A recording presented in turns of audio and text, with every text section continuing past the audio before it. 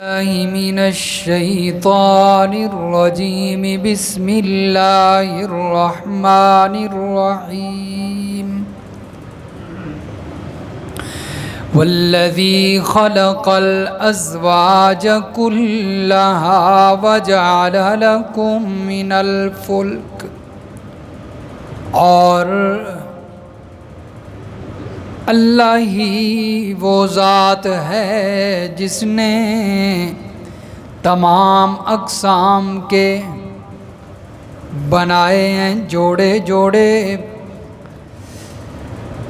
اور بنایا تمہارے لیے کشتیوں کو اور چوپائے ما ترکبون جن پر تم سوار ہوتے ہو، لِتَسْتَوُوا عَلَى ظُهُورِهِ ثُمَّ تَذْكُرُوا تاکہ تم ان پر جم کر بیٹھو،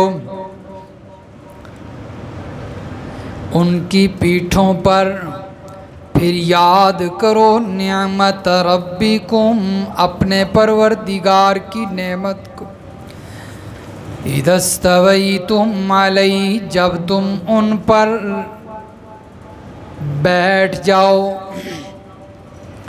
وَتَقُولُوا اور تم یوں کہو سبحان الذی سخر لنا ھذا پاک ہے وہ ذات جس نے ہمارے لیے ان جانوروں کو، ان چیزوں کو تابع کر دیا، مسخر بنا دیا، وَمَا كُنَّا لَهُ مُقْرِنِينَ اور ہم سے یہ قابو نہ ہو پاتے، ہمارے اندر اتنی طاقت نہیں تھی، اگر اللہ ان کو ہمارے تابع نہ کرتا، وَإِنَّا إِلَىٰ رَبِّنَا لَمُنْقَلِبُونَ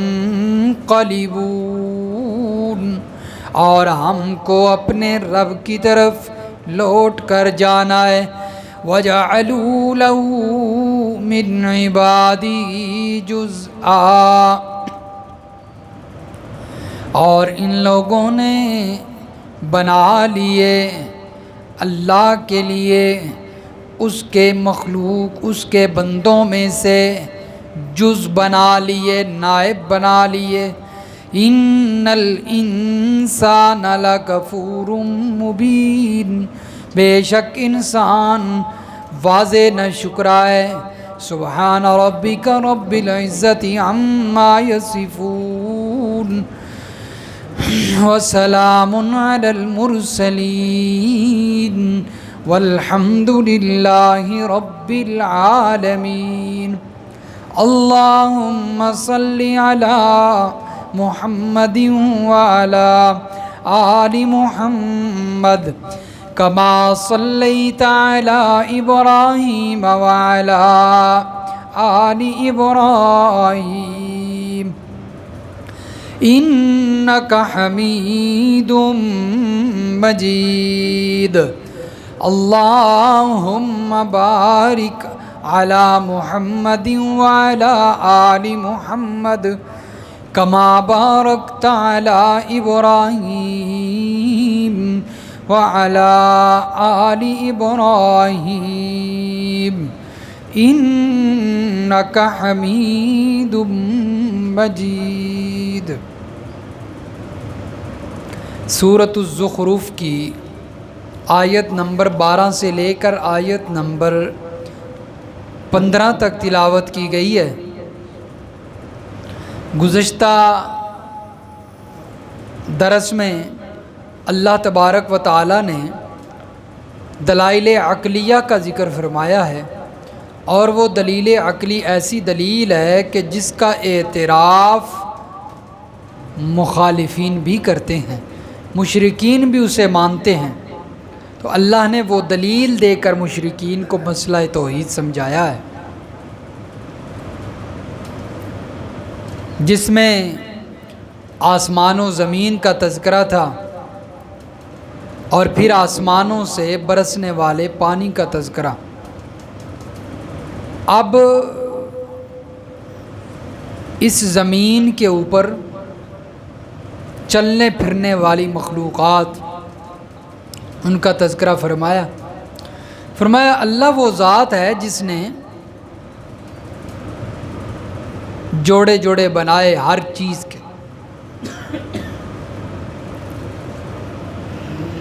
اور تمہارے لیے کشتیاں اور چوپائے بنا دیے۔ فرمایا یہ بھی اللہ تعالیٰ کی قدرت اور اس کی دلیل ہے، اس کی توحید، اس کی وحدانیت کی علامت اور نشانی ہے۔ چنانچہ کتنی مخلوقات ایسی ہیں جو اللہ نے پیدا فرمائی ہیں جو انسان کے دماغ میں بھی وہ ابھی تک نہیں آئی۔ سائنسدان ریسرچ کرتے ہیں لیکن اس کے باوجود اللہ کی مخلوقات کہاں کہاں ہیں، کتنی کتنی ہیں، وہ اس کا علم اللہ کے علاوہ کسی کو نہیں۔ فرمایا کہ پھر یہ ساری مخلوقات بنائیں اور پھر ہر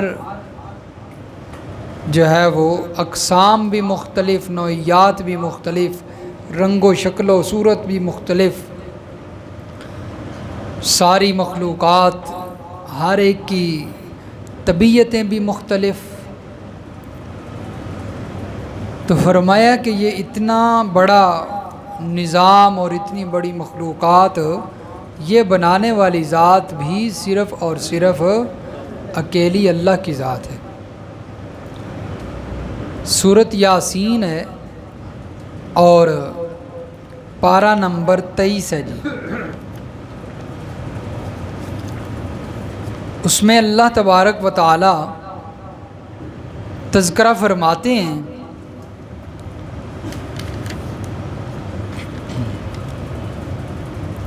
آیت نمبر جی 36 میں، صفحہ 533 پہ، اور آیت نمبر 36 سورۃ یاسین کی۔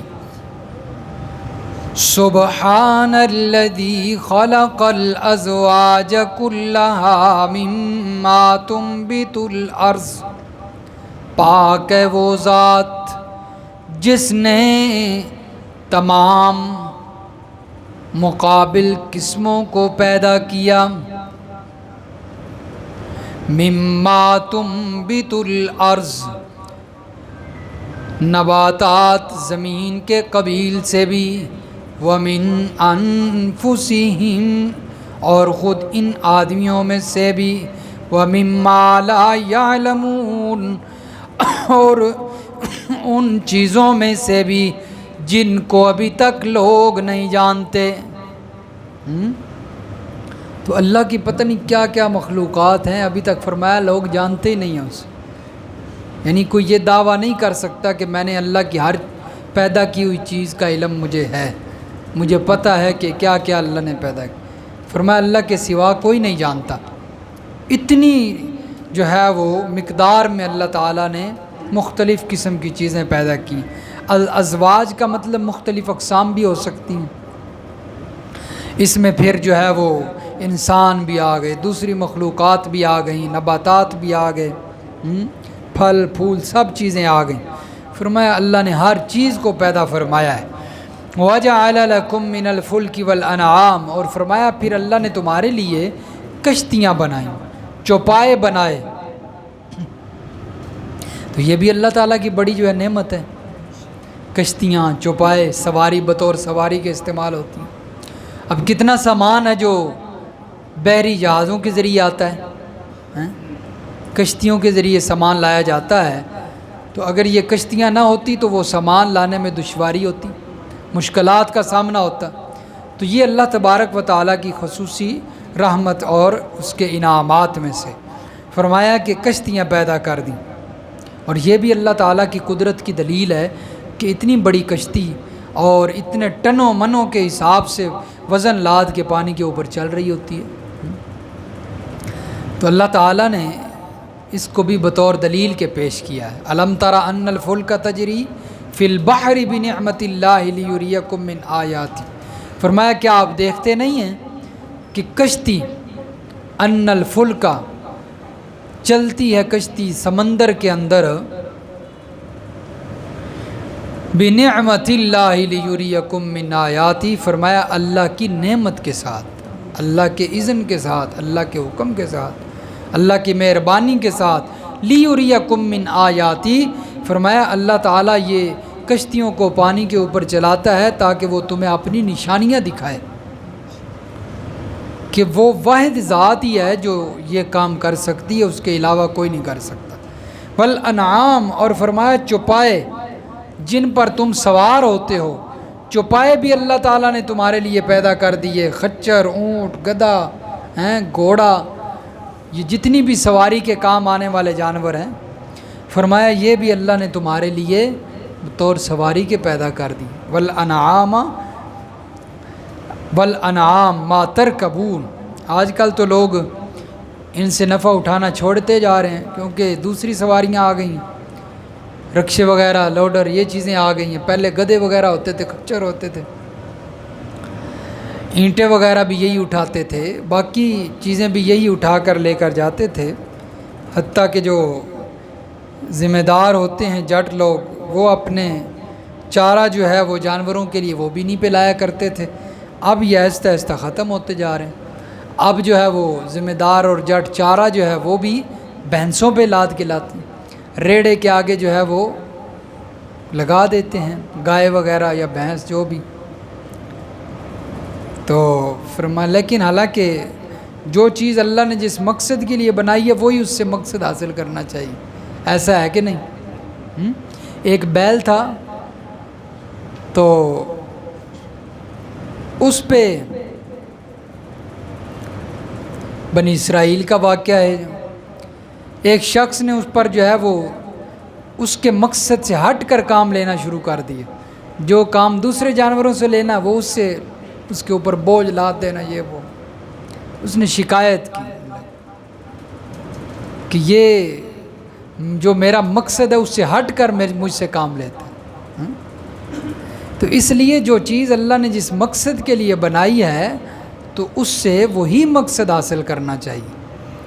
اگر گدھے، گھوڑے، یہ چیزیں اللہ نے ریڑے کے آگے لگانے کے لیے بنائی ہیں تو اس سے وہ مقصد پورا کرنا، اور دوسری چیزیں اگر اللہ نے دوسرے مقاصد کے لیے بنائی ہیں تو ان سے وہی حاصل کرنا چاہیے۔ فرمایا جانور اللہ نے پیدا کیے تمہاری سواری کے لیے، لتستووا علی ظہورہ، تاکہ تب جب تم ان کی پیٹھوں پر جم کر بیٹھو نا، ثم تذکروا نعمت ربکم، پھر تم اپنے پروردگار کی نعمت کو یاد کرو۔ یہ اللہ تعالیٰ نے یہاں پر کیوں تذکرہ فرمایا کہ اپنے رب کی نعمت کو یاد کرو؟ اس لیے کہ اکثر انسان جب بار بار سواری کے اوپر سوار ہوتا ہے اور ایک عادت سی بن جاتی ہے، کیونکہ پہلے جو ہے وہ جس وقت قرآن نازل ہو رہا تھا اس وقت تو گاڑیاں تھیں نہیں، اس وقت تو یہی چیزیں تھیں، گھوڑے، اونٹ، خچر، یہ چیزیں وغیرہ تھی، گدھے، تو انہی کا تذکرہ اللہ فرما رہے ہیں۔ تو ایک جب عادت بن جاتی ہے سواری کی، بار بار سوار ہونے کے بعد عادت بن گئی، تو پھر جب بندہ کسی سفر کے لیے سوار ہونے لگتا ہے اسے یہ احساس نہیں ہوتا کہ میں جس پر سوار ہو رہا ہوں اور میں اس پر سفر کرنے لگا ہوں یہ مجھے سفر طے کروائے گی، مجھے تھکنے سے بچائے گی یہ سواری، تو اسے پھر اس سے احساس نہیں ہوتا کہ میں اللہ کی کتنی بڑی نعمت استعمال کر رہا ہوں، کیونکہ ایک عادت ہی بن جاتی ہے بار بار سوار ہو کے۔ شروع میں جب سواری نئی ملتی ہے تو بڑا اس کی جو ہے وہ شکر بھی بندہ ادا کرتا ہے، یا اللہ تیرا شکر ہوا ہے کہ بڑا مشکل سفر کیا کرتا تھا، اب سواری آ گئی ہے میرے پاس، موٹر سائیکل آ گیا، کار آ گئی۔ لیکن جب آہستہ آہستہ وہ پرانی ہوتی چلی جاتی ہے، عادت بن جاتی ہے، پھر یہ احساس نہیں ہوتا کہ اللہ نے مجھ پر کتنی بڑی مہربانی کی ہے۔ اس لیے فرمایا ثم تذکروا نعمت ربکم، جب بھی تم اس سواری پر سوار ہو جاؤ، جم کے بیٹھو، تو فوراً اپنے رب کی نعمت کو یاد کرو، اور اذا استویتم، جب تم اپنے رب کی نعمت کو یاد کرو تو یوں کہو سبحان الذی سخر لنا ھذا وما كنا له مقرنین وَإِنَّا إِلَىٰ رَبِّنَا لَمُنْقَلِبُونَ، کہ پاک ہے وہ ذات جس نے ان جانوروں کو ہمارے لیے مسخر کر دیا، ہمارے تابع بنا دیا، وگرنہ اونٹ اتنی بڑی اللہ کی مخلوق ہے، ہیں وہ کسی سے قابو آ سکتا ہے، لیکن اللہ تعالیٰ نے اسے انسان کے تابع بنایا. چھوٹا سا بچہ بھی لے کے چل پڑتا ہے، گھوڑے کے اوپر چھوٹا بچہ بیٹھ جائے تو وہ اس کو لے کر چلتا ہے. تو یہ اللہ تعالیٰ کی بڑی مہربانی ہوئی ہے کہ اللہ نے اس کو انسان کے تابع بنا دیا، وگرنہ اتنی طاقت والی مخلوق اتنے کمزور انسان کے سامنے کیسے ٹھہرتی، وہ تو تنگ کرتی. اس لیے فرمایا اس پر بیٹھ کے اللہ کا شکر ادا کرو. سبحانہ، پاک ہے اللہ کی ذات، یعنی جس اللہ نے، اکیلے اللہ نے تمہیں یہ سواری دی اور تمہارے تابع بنائی، فرمایا اس کی پاکی بیان کرو کہ اس اللہ کا کوئی شریک نہیں ہے، اس اللہ کا کوئی شریک نہیں ہے. فرمایا یہ سواری دینے میں اور یہ سواری عطا کرنے میں وہ اکیلا اللہ ہے، اس کا اور کوئی شریک نہیں ہے. اس لیے جب نئی سواری لی جائے نا، تو جب اللہ تعالیٰ نے اتنی بڑی سواری دے دی ہے، اللہ نے مہربانی فرما دی ہے، تو اب حفاظت بھی اللہ نہیں کرنی ہے، تو اس کے نیچے گندا سا جوتا لٹکانے کی ضرورت نہیں ہے. ایسا ہے کہ نہیں؟ نئی سواری لی، لاکھوں کی سواری لے کے 50 روپے کا جوتا نیچے لٹکا دیا، یا کہ روڑی اتے گندی جتی پئی ہو لپ کے نال لا دیتی. بھئی اب یہ اس کی حفاظت کرے گی؟ جس اللہ نے اتنے لاکھوں کی گاڑی دے دی ہے وہ اس کی حفاظت نہیں کر سکتا؟ تو پھر میں تو کہتا ہوں کہ گاڑی سے زیادہ جو اس کو چلانے والا اندر بیٹھا ہے نا، اس کی حفاظت کی ضرورت ہے. اس کے گلے میں ایک جوتا لٹکا دو. ڈرائیور کے گلے میں ہونا چاہیے یا گاڑی کے نیچے ہونا چاہیے؟ اتنا بڑا بنگلہ بنا دیا، اللہ نے پیسہ دیا، نعمت دی، اتنی بڑی کوٹھی بنا دی، اور آخر میں جا کے اس کے ایک کونے کے اندر پرانی ہانڈی لے کے الٹی رکھ کے، کیا ہے جی یہ اب نظر نہیں لگے گی. تو یہ سارے جو ہے وہ کمزور نظریات، کمزور عقائد. فرمایا سبحان الذی، جس نے وہ نعمت عطا کی ہے اس کا شکر ادا کرو اور اس کی پاکی بیان کرو. یا اللہ یہ نعمت دینے والا تو ہی ہے، تیرے علاوہ کوئی نہیں. اب جب تو نے نعمت دے دی ہے، اس کی حفاظت بھی یا اللہ تو ہی کر سکتا ہے، تیرے علاوہ کوئی نہیں کر سکتا اس کی حفاظت. جوتے حفاظت کہاں کرتے ہیں؟ جوتے نے بھی کبھی حفاظت کی ہے؟ تو بلکہ جو ڈرائیور صاحب اندر بیٹھے ہیں وہ 2 جوتے پہن کے بیٹھے ہیں. اگر جوتا ہی حفاظت کرتا تو پھر وہ 2 جوتے ہیں، آپ نے لٹکایا ایک ہے، وہ پہن کے 2 بیٹھا ہوا ہے، تو پھر تو حفاظت اور بڑھنی چاہیے. تو اس لیے جوتے حفاظت نہیں کرتے، اور نہ یہ نظر بد سے بچا سکتی ہیں یہ چیزیں. ہاں غلط نظریہ ہوگا تو پھر نظر لگے گی، پھر اللہ کی طرف سے آزمائشیں آئیں گی اور اللہ کی طرف سے سزائیں ملیں گی. فرمایا وَإِنَّا إِلَىٰ رَبِّنَا لَمُنْقَلِبُونَ، اور ہم نے اپنے پروردگار کی طرف ہی لوٹ کر جانا ہے. یہ مکمل دعا ہے جی. سبحان الذی سخر لنا ھذا وما كنا له مقرنین وإنا إلى ربنا لمنقلبون. سفر شروع کرتے وقت آپ صلی اللہ علیہ وسلم کا بھی طریقہ تھا کہ یہ دعا آپ صلی اللہ علیہ وسلم صحابہ کو بھی سکھلایا کرتے تھے کہ جب بھی سفر شروع کرنے لگو یہ دعا پڑھ لو، سواری کے اوپر بیٹھو اور یہ دعا پڑھو، پھر سفر شروع کرو. اس سے اللہ تعالیٰ کی حفاظت ہوتی ہے اور اللہ تعالیٰ فرشتے مقرر فرما دیتے ہیں. بلکہ ساتھ اور بھی وظائف کر لینے چاہیے. گھر سے نکلتے ہوئے جو ہے وہ دعائیں پڑھتے ہوئے نکلیں تاکہ اللہ تعالیٰ کی رستے میں حفاظت رہے. سائیکل پہ سوار ہونا ہے، موٹر سائیکل پہ یا جس سواری پہ بھی سوار ہونا ہے تو دعا پڑھ لیں ساتھ. گھر سے نکلتے وقت بسم اللہ توکلت علی اللہ لا حول ولا قوت الا باللہ العلی العظیم، اور سوار ہو کر یہ دعا پڑھیں اور ساتھ جو ہے وہ 3 مرتبہ آیت الکرسی پڑھیں. اپنے اوپر بھی پھونک لیں، اپنی سواری کے اوپر بھی، اور جس طرف جا رہے ہیں اس طرف بھی پھونک مار دیں. سارے رستے میں اللہ تعالیٰ کی حفاظت رہے گی. دعائیں پڑھتے کوئی نہیں. پھر ہوتا کیا ہے کہ سفر کے دوران شیطان کا حملہ ہو جاتا ہے، پھر بندہ گاڑی کو بھگاتا ہے تیز ہیں تو وہ گاڑی کہیں نہ کہیں جو ہے وہ حادثہ ہو جاتا ہے۔ تو جب یہ دعائیں پڑھ لیں گے اس وقت پھر شیطان کے حملے سے بچ جائیں گے، اور سفر بڑے تحمل کے ساتھ گزرے گا اور بڑے آسانی کے ساتھ جو ہے وہ سفر طے ہوگا۔ اس لیے اللہ کے نبی دعائیں سکھلایا کرتے تھے۔ اور ایک اور دعا ہے سورۃ ہود کے اندر پارہ نمبر 12 میں، وہ بھی ایک دعا ہے، وہ بھی یاد ہونی چاہیے جی۔ حضرت نوح علیہ السلام نے جو دعا پڑھی تھی،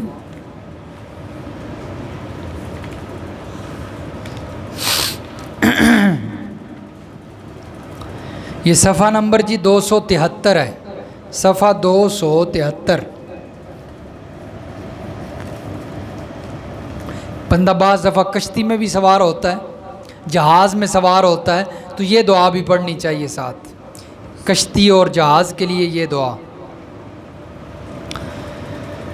سورۃ ہود کی آیت نمبر 41، وَقَالَ ارْكَبُوا فِيهَا بِسْمِ اللَّهِ مَجْرَاهَا وَمُرْسَاهَا، بسم اللہ مجریہا، اللہ کے نام کے ساتھ اس کا چلنا، اس کا رکنا، ان ربی لغفور الرحیم، اور بے شک میرا پروردگار بڑا بخشنے والا، بڑا مہربان ہے۔ تو یہ دعا بھی یاد ہونی چاہیے، بسم اللہ مجریہا و مرساہا۔ بعض دفعہ بندہ سیر سپاٹے کے لیے جاتا ہے، وہاں پر کشتی کا جھولا لیتا ہے، تو یہ کشتی پر بیٹھتے ہوئے یہ دعا پڑھ لیں۔ وہ سفر تو زیادہ خطرناک ہوتا ہے نا، کشتی تھوڑا سا جو ہے وہ الٹ پلٹ گئی تے بندہ تھلے، پھر تیرنا بھی نہ آوے، اس لیے دعائیں پڑھ کے بیٹھنا چاہیے، اللہ تعالیٰ کی حفاظت ہوتی ہے۔ وَجَعَلُوا لَهُ مِنْ عِبَادِهِ جُزْءًا، فرمایا کہ یہ اللہ نے کتنے دلائل پیش کر دیے، اور دلائل بھی وہ جن کو خصم مخالف مانتا بھی ہے۔ فرمایا اس کے باوجود انہوں نے اللہ تعالیٰ کے بندوں کو اس کا شریک بنا دیا، اللہ کی فرشتوں کو، اللہ کے اور بندے انبیاء، ان کو اللہ کا کیا بنا دیا؟ جز کہتے ہیں نائب کو، وَجَعَلُوا لَهُ مِنْ عِبَادِهِ جُزْءًا، جز ای ولد، نائب۔ تو یہ دیکھیں سورۃ توبہ ہے، سورۃ التوبہ، اور اس کی آیت نمبر 30 ہے جی، سورۃ التوبہ کی آیت نمبر 30، صفحہ نمبر 231، صفحہ نمبر 231 ہے جی، آیت نمبر 30 صفحے کا آخر ہے جی۔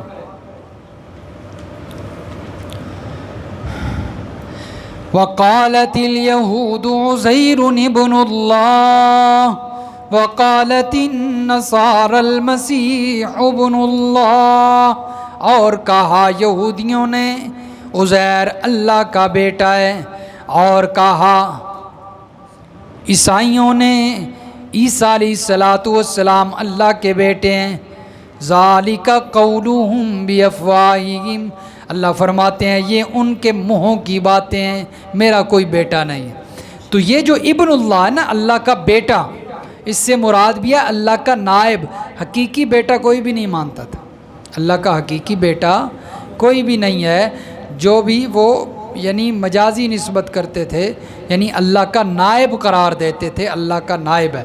حضرت عزیر اللہ کا نائب ہے، حضرت عیسیٰ علیہ السلام اللہ کا نائب ہے، فرشتے اللہ کی جو ہے وہ بیٹیاں جو کہتے تھے وہ یعنی نائب۔ تو اس لیے فرمایا انہوں نے اللہ تعالیٰ کے نائب بنا لیے، ہمسر بنا لیے، برابر بنا لیے، یعنی اللہ کی جو اختیارات تھے، اللہ کی صفات، وہ ان لوگوں کے اندر مانی، حضرت عیسیٰ علیہ السلام کے اندر، حضرت عزیر، حضرت جو ہے وہ نبی علیہ السلام کے اندر، حضرت علی کے اندر، جس نے بھی جس کو بھی اللہ کا نائب بنایا، تو اس کے اندر اللہ تعالیٰ کی صفات کو تسلیم کیا، اللہ کے اختیارات اس کے اندر تسلیم کیے۔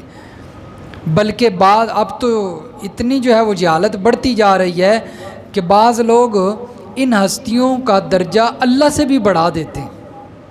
پہلے تو برابر رکھتے تھے نا، یہ بھی شرک ہے، اس لیے کہ اللہ کیا فرماتے ہیں؟ وَلَمْ يَكُنْ لَهُ كُفُوًا أَحَدٌ، میرا کوئی بھی ہمسر نہیں ہے۔ اللہ الصمد، میں اللہ فرماتے میں بے نیاز ہوں، میں نرادھار ہوں، میں اکیلا ہوں، میرے برابر کا ہے ہی کوئی نہیں۔ پہلے برابر کیا کرتے تھے، اب جہالت اتنی بڑی کہ بعض نادانوں نے اللہ سے بھی درجے بڑھانے شروع کر دی، حضرت علی کا، اور اب مشرکین وہ حضرت شیخ عبد القادر جیلانی رحمہ اللہ کا درجہ اللہ سے بڑھانے لگ گئے۔ تو یہ جہالت ہے۔ فرمایا کہ اللہ تعالیٰ شریکوں سے پاک ہے، اس کا کوئی نائب نہیں ہے۔ وَجَعَلُوا لَهُ مِنْ عِبَادِهِ جُزْءًا، انہوں نے عقلی دلائل سننے کے باوجود بھی اللہ کے نائب بنائے۔ إِنَّ الْإِنسَانَ لَكَفُورٌ مُبِينٌ، اس لیے اللہ تعالیٰ شکوہ فرماتے ہیں کہ انسان واضح ناشکرا ہے، انسان واضح ناشکرا ہے۔ تو شرک جو بندہ کرتا ہے وہ اللہ تعالیٰ کی ناشکری کرتا ہے۔ اللہ تعالیٰ سمجھ نصیب فرمائے، عمل کی توفیق عطا فرمائے جی۔